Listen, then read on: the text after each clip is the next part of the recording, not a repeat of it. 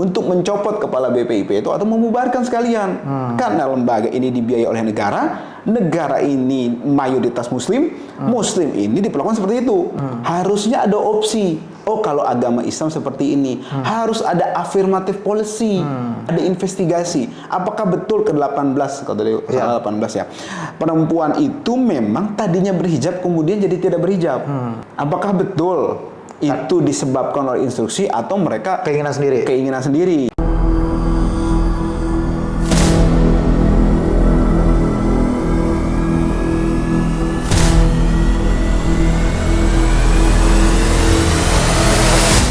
Assalamualaikum warahmatullahi wabarakatuh.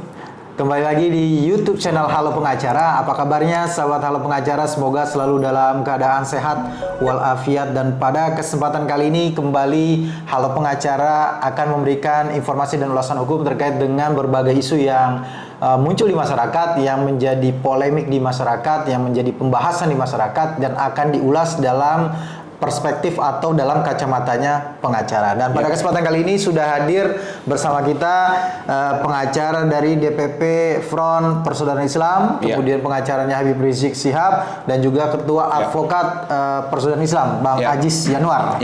Sehat Bang? Kabarnya? Alhamdulillah. Iya, Bang Ajis mungkin sudah mengamati nih, ada isu yang sedang panas di masyarakat terkait dengan dugaan ada 18 calon paskibraka yang dikukuhkan di IKN dipaksa tanda kutip melepas jilbabnya, ya kan? Dan ini menjadi polemik di masyarakat. Sudah ada beberapa pihak yang merespon isu ini. Ada dari Persatuan Purna Paskibraka kalau tidak salah gitu ya, sudah merespon. Kemudian ada beberapa anggota dewan dan juga ada dari MUI. Pak Kiai Khalil Nafis juga sudah merespon bahwa tindakan tersebut dianggap sebagai yang tidak Pancasilais. Gitu, Bang. Ini sudah ada beberapa yang merespon, Bang. Bagaimana dengan DPP Front Persaudaraan Islam? Apakah sudah ada sikap terkait dengan itu, Bang? Ya, sebenarnya dari DPP Front Persaudaraan Islam sudah ada sikapnya tersebut, kurang lebih tinggal nanti di formulasikan secara formal resmi, seperti itu, secara resmi.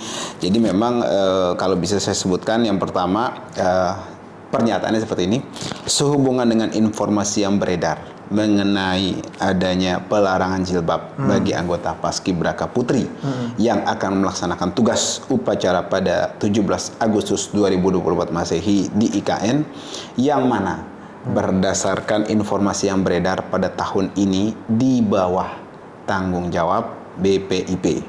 Dengan ini kami dari DPP FPI menyatakan, yang pertama, mengecam dan mengutuk keras pelarangan jilbab pada anggota Putri Paskibraka tersebut dan menuntut agar larangan tersebut dicabut dan anggota Putri Paskibraka kembali diperbolehkan menggunakan jilbab.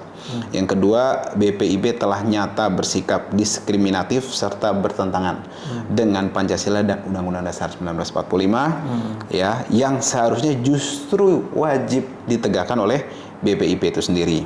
Kemudian juga sikap diskriminatif pelarangan jilbab adalah bukti nyata paham Islamofobia yang menjangkiti oknum-oknum pejabat kekuasaan. Lalu yang keempat, menuntut pemerintah, dalam hal ini Presiden, untuk membubarkan BPIP yang justru mengambil keputusan bertentangan dengan tugas pokok dan fungsinya. Yang kelima, menyerukan kepada seluruh umat Islam untuk menolak sikap diskriminatif dan melawan seluruh paham Islamofobia dari bumi Indonesia yang berdasarkan Pancasila dan Undang-Undang Dasar 1945. Demikian yang bisa saya sampaikan oleh DPP Front Persaudaraan Islam. Oke, itu sikapnya ya.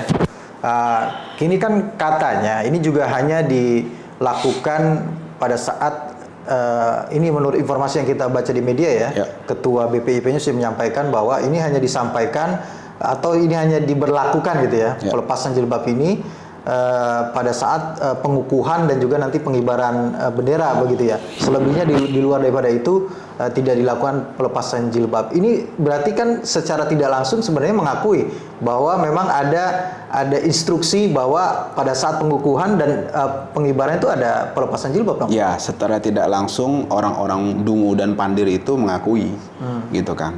mengakui bahwa hal tersebut namanya bodoh. Di atasnya juga dungu dan pandai, wajar gitu kan.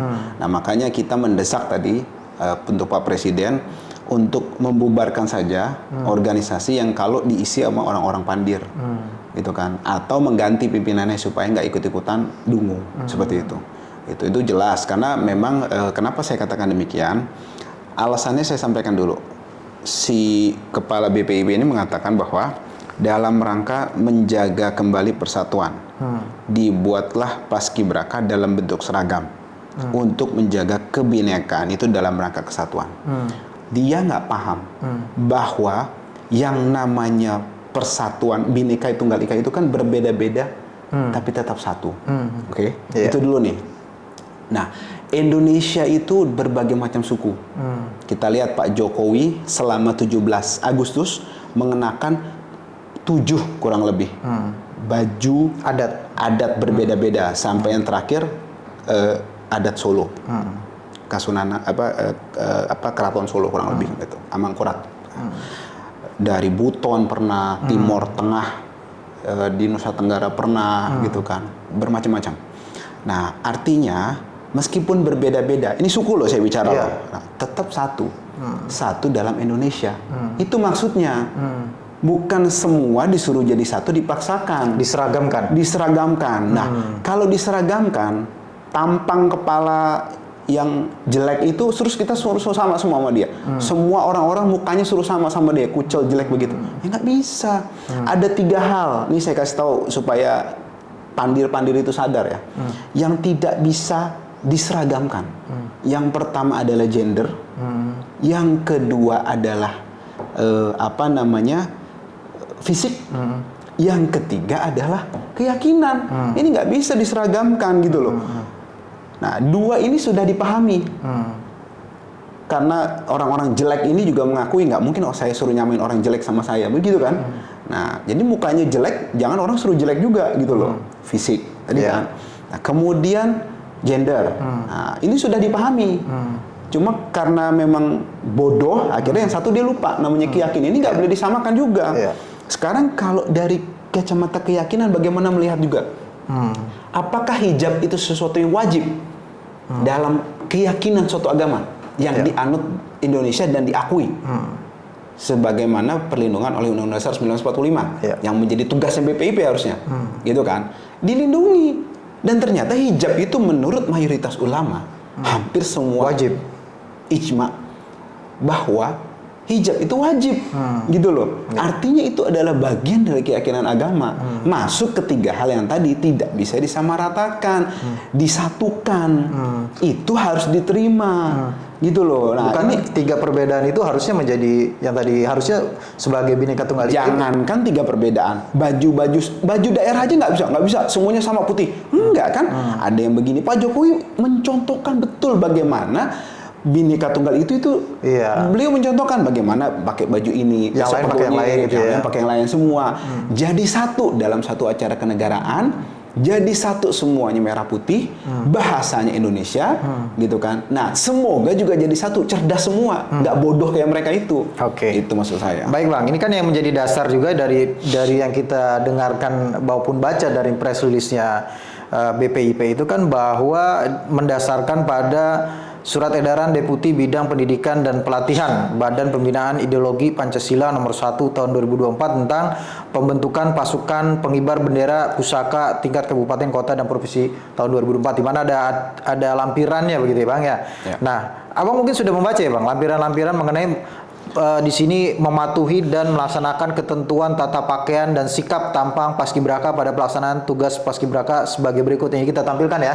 Nah, dari yang Abang mungkin sudah baca ya, Abang juga sudah baca peraturan ini. Saya sendiri melihat tidak ada pelarangan untuk mengenakan hijab. Ya, jadi gini, secara formil memang tidak ada pelarangan. Tapi yang kita kritik keras adalah di situ harusnya mengakomodir bahwa salah satu agama di Indonesia mewajibkan bahwa untuk wanita itu berhijab. Harusnya ada opsi. Oh, kalau agama Islam seperti ini, harus ada affirmative policy untuk orang-orang yang cerdas. Itu maksud saya, harus ada itu di situ opsi untuk itu. Itu satu. Yang kedua, harus juga digarisbawahi ini kemungkinan besar memang adalah bagian instruksi tidak resmi dari mereka.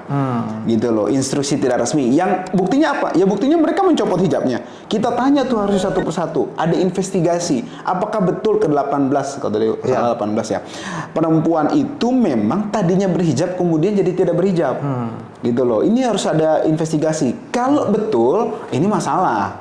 Gitu. Ini namanya pemaksaan terhadap suatu keyakinan yang dianut kemudian dipaksa untuk tidak meyakini, dalam arti tidak menggunakan keyakinan tersebut. Ini nggak boleh.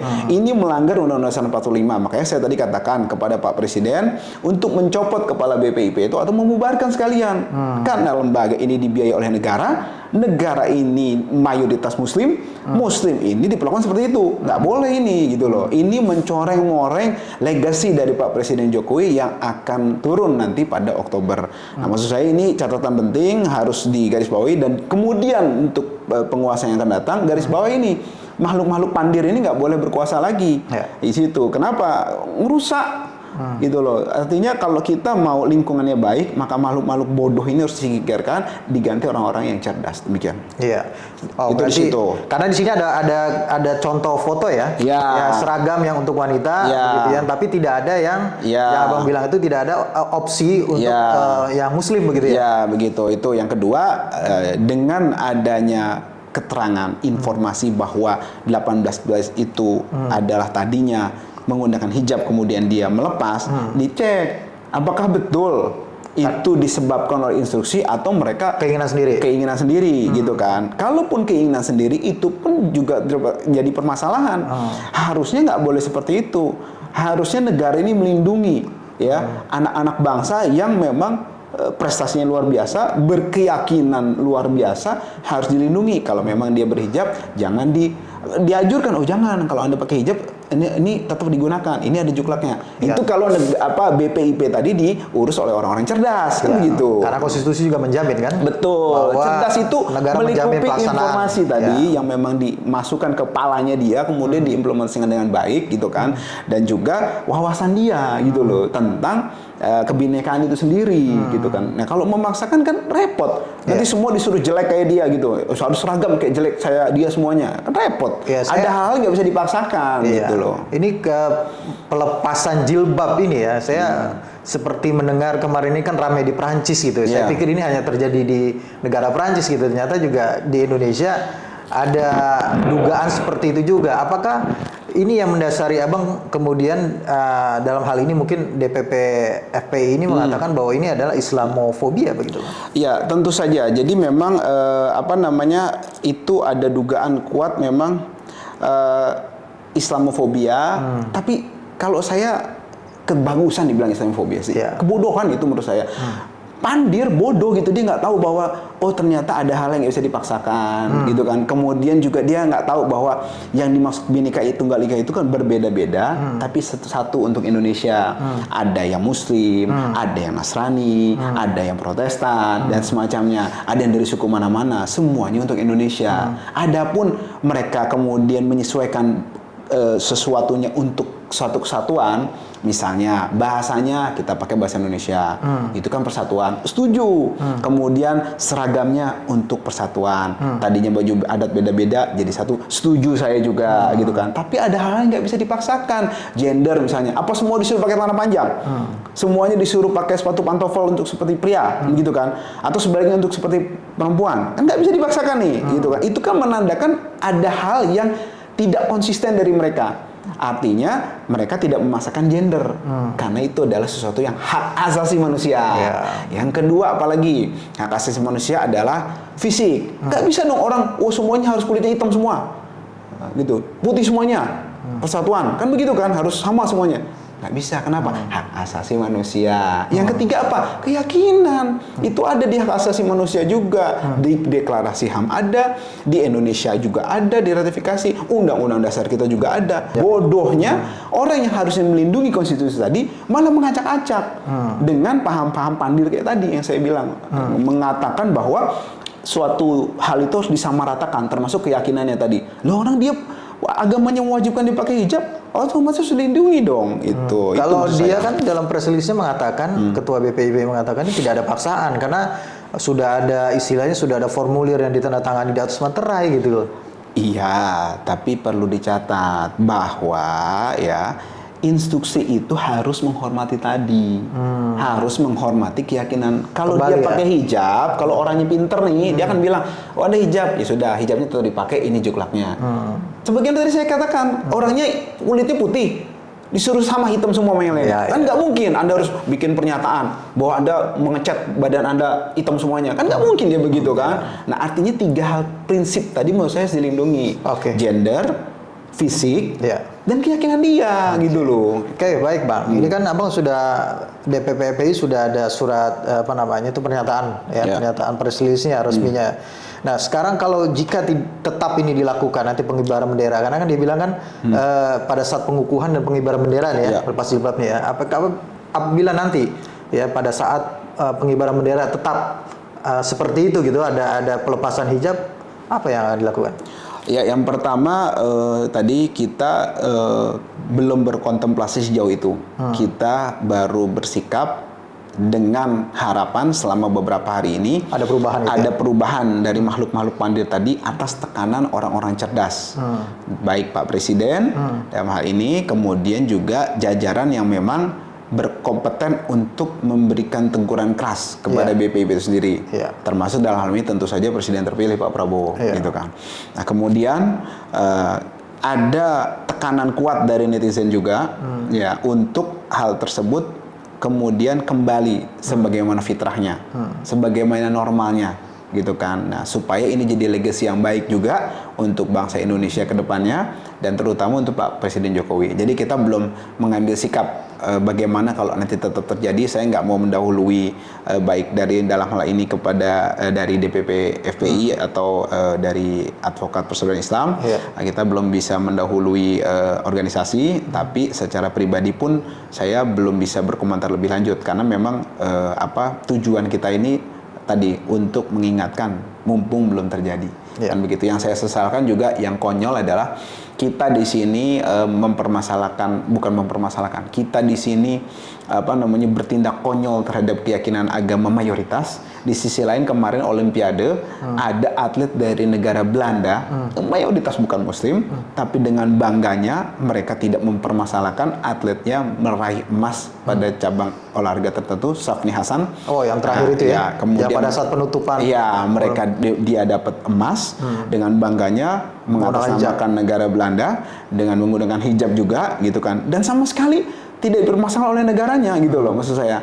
Nah, ini di negara mayoritas muslim ya, malah ada orang-orang pandir yang mencoba-coba untuk mengganggu kerukunan umat beragama, mengganggu keyakinan akan syariat Islam dari masyarakatnya. Ya ini menurut saya harus ditertibkan makhluk-makhluk begini. Karena salah satunya kalau tidak salah ada yang dari Aceh ya.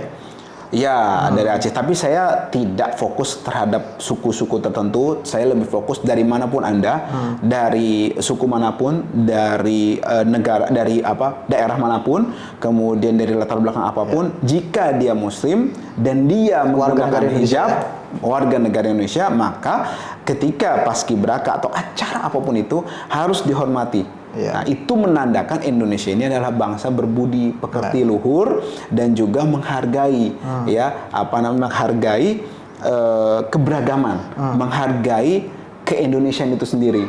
Karena Indonesia identik dengan Muslim itu harus juga dibanggakan identitasnya. Demikian. Baik Bang, berarti kita tunggu nih ya dalam beberapa hari ke depan apakah ada perubahan sikap, apakah ada perubahan kebijakan gitu ya. Mudah-mudahan ya sesuai dengan harapan kita semua ya, tidak ada lagi kejadian-kejadian yang tanda kutip memaksa. Ya mudah-mudahan tidak ada terjadi di Indonesia begitu ya, dan saling menghargai begitu ya. Terima kasih sahabat Halo Pengacara yang sudah menyaksikan video ini sampai dengan selesai. Jangan lupa dukung terus Halo Pengacara, subscribe YouTube channel Halo Pengacara dan nyalakan loncengnya supaya terus mendapatkan update video-video terbaru dari Halo Pengacara. Terima kasih. Assalamualaikum warahmatullahi wabarakatuh.